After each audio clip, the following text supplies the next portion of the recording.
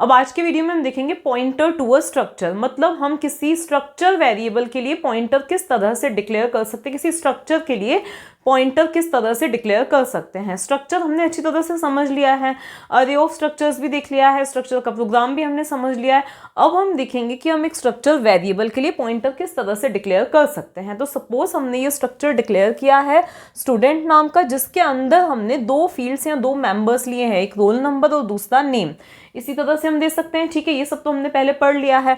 और इस स्ट्रक्चर की जो डेफिनेशन है उसको, मतलब जो स्ट्रक्चर का टैग है उसको हमने यहाँ पे क्लोज कर दिया है। ओके, तो अब हमें अगर इसका नॉर्मल वेरिएबल डिक्लेयर करना है तो हम कैसे करेंगे। तो जैसे नॉर्मली हमें एक इंटीजर ए डिक्लेयर करना होता है तो हम पहले डेटा टाइप लिखते हैं और फिर ए मतलब नाम लिख देते हैं। तो उसी तरह से हमें, क्योंकि स्ट्रक्चर का वेरिएबल डिक्लेयर करना है, तो हमारा डेटा टाइप क्या है, स्टूड है, जो कि एक स्ट्रक्चर है। तो पहले हम क्या लिखेंगे, स्ट्रक्ट लिखेंगे, फिर हम लिखेंगे यहाँ पे स्टूड लिखेंगे, और हमने दे दिया सपोज S1 नाम दे दिया, ठीक है। और इसको इनिशियलाइज भी कर दिया। देखो जरूरी नहीं है कि हम इसको इनिशियलाइज यहाँ पे कर ही दे, हम यूजर से भी वैल्यू पूछ सकते हैं, तो वो चीज हम बाद में आज ही के वीडियो में देखेंगे।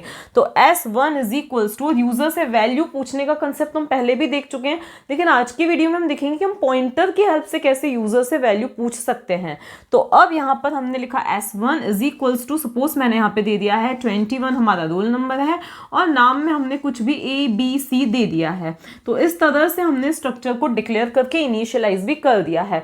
मेमोरी इसको इंटरनली किस तरह से एलोकेट होगी, तो मेमोरी कुछ इस तरह से एलोकेट होगी। इसको कैसे एलोकेट होगी, तो सबसे पहले रोल नंबर को कितनी बाइट्स मिल जाएंगी, देखो ये है हमारा S1, तो रोल नंबर को कितनी बाइट्स मिलेंगी, तो रोल नंबर को बाइट्स मिलेंगी टोटल 4 बाइट्स मिल जाएंगी। और हम मान लेते हैं कि इसका जो बेस एड्रेस है वो 1000 है, तो ये इसका बेस एड्रेस 1000 है, और फिर 4 बाइट्स इसको मिल गई 1000, 1, 2 एंड 3, तो ये 4 बाइट्स इसको मिल गई। फिर 1004 से लेकर हमारी टोटल जो 20 बाइट्स हैं वो नेम को अलोकेट हो जाएंगी। तो ये जो फील्ड है ये क्या है, हमारी S1.RNO है, और ये जो फील्ड है इसको हम क्या बोलेंगे, कैसे एक्सेस करेंगे, S1.name से इसको हम एक्सेस करेंगे। क्यों, क्योंकि इस पूरे जो स्ट्रक्चर है उसका नाम क्या है, S1 है, तो उसके अंदर रोल नंबर को एक्सेस करना है तो RNO, उसके अंदर नेम को एक्सेस करना है तो S1.name हम लिखेंगे। ये चीजें हम समझ चुके हैं। इसके अंदर हमने इनिशियलाइज क्या किया है 21, और इसको इनिशियलाइज हमने कर दिया है ABC से इनिशियलाइज कर दिया है। तो ये तो हुआ कि इंटरनल इनको मेमोरी इस तरह से एलोकेट होगी, ठीक है। अब अगर हम बात करें कि हमें इसका पॉइंटर डिक्लेयर करना है, तो हम पॉइंटर नॉर्मली कैसे डिक्लेयर करते हैं, पहले डेटा टाइप लिखते हैं। लाइक अगर हमें इंटीजर पॉइंटर डिक्लेयर करना है तो हम पहले लिखते हैं इंट, फिर हम पॉइंटर का सिंबल स्टार सिंबल लगाते हो, फिर नाम दे देते हैं। यहाँ पर हमारा जो डेटा टाइप है वो क्या है, तो हमारा डेटा टाइप जो है वो है स्ट्रक्ट स्टूड, तो यहाँ हमने लिखा स्ट्रक्ट स्टूड, और फिर उसके बाद में हमने पॉइंटर सिंबल लगाया, और जो भी पॉइंटर का नाम देना है हमने वो दे दिया, P दे दिया, ठीक है। तो इसी तरह से हम नॉर्मल पॉइंटर डिक्लेयर करते हैं, लेकिन अभी ये किसी को पॉइंट नहीं कर रहा है क्योंकि हमने कुछ इसके अंदर एड्रेस असाइन ही नहीं किया है। हम चाहते हैं कि ये S1 को पॉइंट करे, तो उसके लिए हम क्या लिख देंगे, हम यहीं पे इनिशियलाइज भी कर सकते हैं, या हम यहाँ पे लिख देंगे P इज इक्वल्स टू, क्या लिख देंगे, एड्रेस ऑफ S1। क्या लिखेंगे हम, एड्रेस ऑफ S1। इसी तरह से अगर हमारा इंटीजर पॉइंटर भी होता है तो हम कुछ ऐसे ही लिखते हैं, P is equals to address of A या X, जो भी हमें देना होता है। तो बिल्कुल वही काम हमने यहाँ पे किया है। देखो ध्यान देना कि यहाँ पे अरे पॉइंटर और ये स्ट्रक्चर पॉइंटर में डिफरेंस है। अरे पॉइंटर अगर हम देते हैं तो उस केस में क्या करते हैं, हम सीधे यहाँ पे एड्रेस ऑफ ना लगा के अरे का नाम लिख देते, बिकॉज अरे का जो नाम होता है उसी के अंदर बेस एड्रेस होता है, ठीक है। लेकिन यहाँ पर जो है हमारा S1 है, इसमें ध्यान देना, S1 के अंदर जो है वो इसका बेस एड्रेस नहीं है। आप वेरीफाई करके देख सकते हो। कैसे वेरीफाई करोगे, आप प्रिंटफ स्टेटमेंट लिखना, उसके अंदर लिखना आप एड्रेस ऑफ S1, ठीक है। एक बार आप क्या प्रिंट करवाना, एड्रेस ऑफ S1 प्रिंट करवाना, ठीक है। इसके बाद आप देखना, आप प्रिंट करवाना एड्रेस ऑफ S1.RNO। क्या प्रिंट करवाओगे, एड्रेस ऑफ S1.RNO, मतलब इस S1 के RNO का एड्रेस क्या है, तो 1000, मतलब जो इसका एड्रेस आएगा, जो इसका आउटपुट आएगा, स्टेटमेंट का आउटपुट आएगा, वही स्टेटमेंट का आउटपुट आएगा।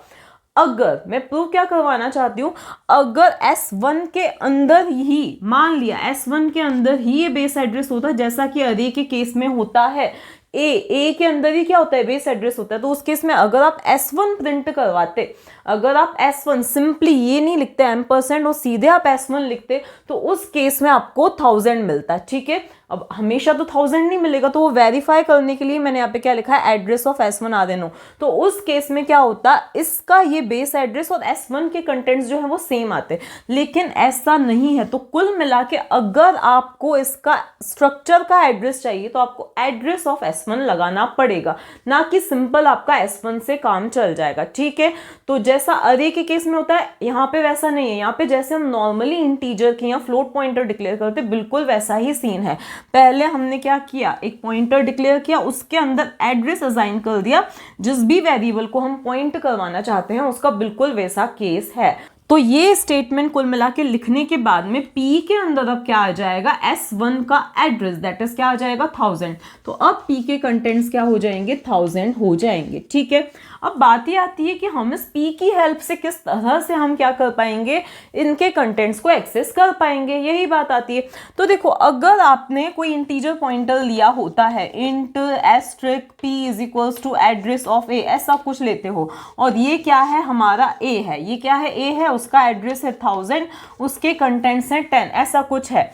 अगर आपको ये 10 प्रिंट करवाना है यूजिंग पॉइंटर, तो आप क्या यूज करते हो, इनडायरेक्शन ऑपरेटर यूज करते हो। आप क्या लिखते हो, एस्ट्रिक P, जो कि ये बताता है कि P के अंदर जो भी एड्रेस रखा है, P अभी किसको पॉइंट कर रहा है, इसको पॉइंट कर रहा है, ठीक है, उस एड्रेस पर रखी हुई वैल्यू, आप ऐसा ही लिखते हो, ठीक है। तो अब आप क्या करवाना चाहते हो, इस P की हेल्प से क्या प्रिंट करवाना चाहते हो, ये कंटेंट्स प्रिंट करवाना चाहते हो। तो अगेन आप दो तरीकों से कर सकते हो। तो उसके लिए आपका जो फर्स्ट मेथड है वो आप एस्ट्रिक ऑपरेटर का यूज कर सकते हो, इनडायरेक्शन ऑपरेटर का यूज कर सकते हो। कैसे यूज करोगे, तो उसके लिए आप देखो यहाँ पे पैरेंथेसिस के अंदर आप पहले लिखोगे एस्ट्रिक P। एस्ट्रिक P का मतलब क्या है, देखो P का मतलब ओनली हम उस एड्रेस की बात कर रहे हैं, ठीक है। फिर यहाँ पर अगर हमने एस्ट्रिक लगा दिया, इसका मतलब कि वो किसको पॉइंट कर रहा है, हम डायरेक्टली उस वैल्यू की बात कर रहे हैं। किसकी बात कर रहे हैं, उस वैल्यू की बात कर रहे हैं। तो जब मैंने P लिखा, मैं इस एड्रेस पर पहुंची हूँ। जब मैंने P लिखा है तब मैं क्या पहुंची हूँ, इस एड्रेस पर पहुंची हूँ। किसके एड्रेस पर पहुंची हूँ, इस S1 के एड्रेस पर आके पहुंची हूँ, ठीक है ना। तो ऐसा लिखने पर मैं कहाँ तक पहुंच गई हूँ, S1 पर पहुंच गई हूँ, ठीक है ना, क्योंकि इस P के अंदर किसका एड्रेस है, S1 का एड्रेस है, और मैं बात कर रही हूँ P के अंदर रखी हुई वैल्यू, मतलब कि मैं इस एड्रेस पर रखे हुए कंटेंट्स तक यहाँ तक क्या पहुंच चुकी हूँ, ठीक है ना। अब मुझे इस एड्रेस पर रखा हुआ अगर रोल नंबर प्रिंट करना है तो मैं क्या लगाऊंगी, .RNO लगा दूंगी, ठीक है ना। अगर इसी एड्रेस पर रखा हुआ मुझे क्या प्रिंट करना है, नेम प्रिंट करना है, तो मैं क्या लिख दूंगी, NAME लिख दूंगी, ठीक है ना। एक बार इसी कंसेप्ट को फिर से समझते हैं। देखो S1 जो है ये पूरा हमारा क्या है, S1 है, ठीक है ना। ये पूरा हमारा क्या है, S1 है, जिसका एड्रेस क्या है 1000 है, जिसका एड्रेस क्या है 1000 है, क्योंकि एज अ होल अगर हम बात करें तो S1 का एड्रेस क्या है 1000 है। मैंने लिखा है एस्ट्रिक P, तो इसका मतलब क्या है, 1000 एड्रेस पर क्या है, तो 1000 एड्रेस पर क्या है, S1 है, उसका मुझे रोल नंबर प्रिंट करना है। तो इस तरह से हम क्या कर सकते हैं, रोल नंबर या नेम को हम प्रिंट करवा सकते हैं। एक तो ये तरीका है।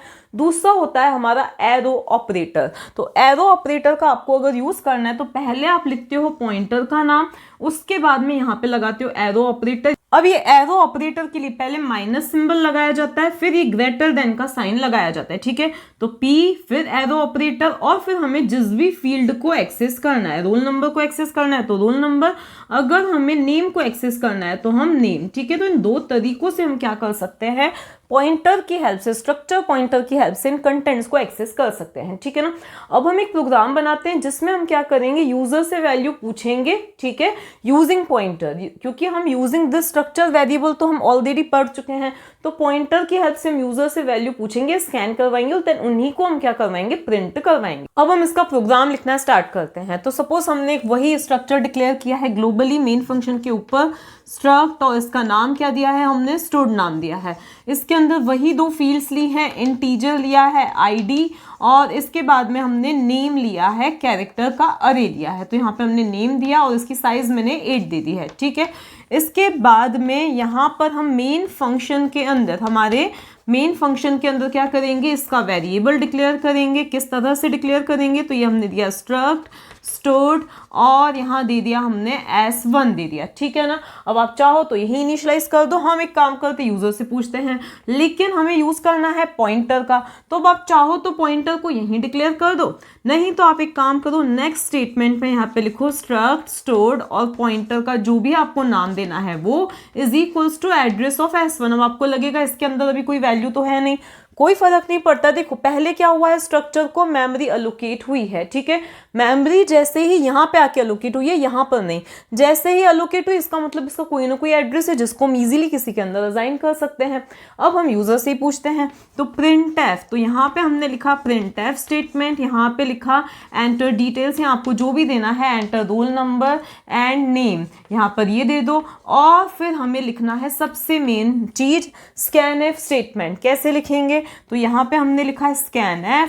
अब हमें दो वैल्यूज पूछ रहे हैं, तो %d और स्ट्रिंग के लिए %s लिखा हमने, फिर यहाँ पर M% यूज होगा, तो M% और यहाँ पे लिख दिया P के नेम के अंदर क्या करना है हमें, P के रोल नंबर के एड्रेस पे हमें क्या करना है, हमारा जो भी रोल नंबर यूजर एंटर करे उसको क्या कर देना है, स्टोर करना है। जैसे हम नॉर्मली यहाँ पे क्या लिखते हैं, एड्रेस ऑफ ए लिखते हैं, लेकिन अब हमें क्या करना है, P किसको पॉइंट कर रहा है, स्ट्रक्चर को पॉइंट कर रहा है, उसके रोल नंबर के एड्रेस पर जाके हमें क्या करना है, रोल नंबर स्टोर करना है। और इसी तरह से हमें क्या करना है, नेम भी यूजर से पूछना है, स्कैन करना है, तो P के RNO के एड्रेस पे क्या आ जाना चाहिए, हमारा नेम आ जाना चाहिए, सॉरी P के नेम के एड्रेस पे क्या आ जाना चाहिए, हमारा नेम स्टोर हो जाना चाहिए। इतना काम हमारा हो गया। तो जैसे ही देखो यहाँ तक का अगर हम ड्राई रन करें तो देखो क्या हुआ है, सबसे पहले जैसे ही हमने ये वेरिएबल डिक्लेयर किया, कहाँ पर, यहाँ पर, तो ये S1 को मेमोरी एलोकेट हुई जिसका बेस एड्रेस 1000 है, और यहाँ पर ये रोल नंबर की फील्ड है, और यहाँ पर ये किसके लिए है, नेम के लिए मेमोरी एलोकेट हुई है, ठीक है। इतना काम हो गया। अब S1 का एड्रेस अगर कोई बोले तो वो क्या है, S1 मतलब कि इस पूरे के पूरे ब्लॉक का अगर हम एज अ होल एड्रेस बोलें तो क्या है, इसका एड्रेस है 1000 है, इसका एड्रेस क्या है, 1000 है, ठीक है ना। इसके बाद में हमने क्या किया है, एक पॉइंटर डिक्लेयर किया है, और फिर उसके अंदर S1 का एड्रेस डाल दिया है जो कि क्या है, 1000 है। फिर हमने क्या किया है, enter roll number and name, और यहाँ पर क्या किया है, जो भी यूजर एंटर करे उसको स्कैन किया है, कहाँ पे, P का मतलब 1000 एड्रेस पे पहले हम रोल नंबर पे जाएंगे, फिर उसके एड्रेस पर हम स्टोर करना चाहते हैं जो भी यूजर ने दिया, फिर 1000 एड्रेस की नेम फील्ड पे जाएंगे और उसके एड्रेस पर जो भी यूजर ने नेम दिया है उसको हम स्टोर करना चाहते हैं, ठीक है ना। इसके बाद में अब हमें इसी चीज को क्या करना है, प्रिंट करवाना है। तो अब प्रिंटफ स्टेटमेंट में बस और कुछ भी नहीं आएगा, name and roll number are. अब उस केस में हमारा ये M% ओनली हट जाएगा। अब इसको भी हम दो तरीके से कैसे प्रिंट करवा सकते हैं, तो मैं डायरेक्टली प्रिंटफ स्टेटमेंट लिख रही हूँ।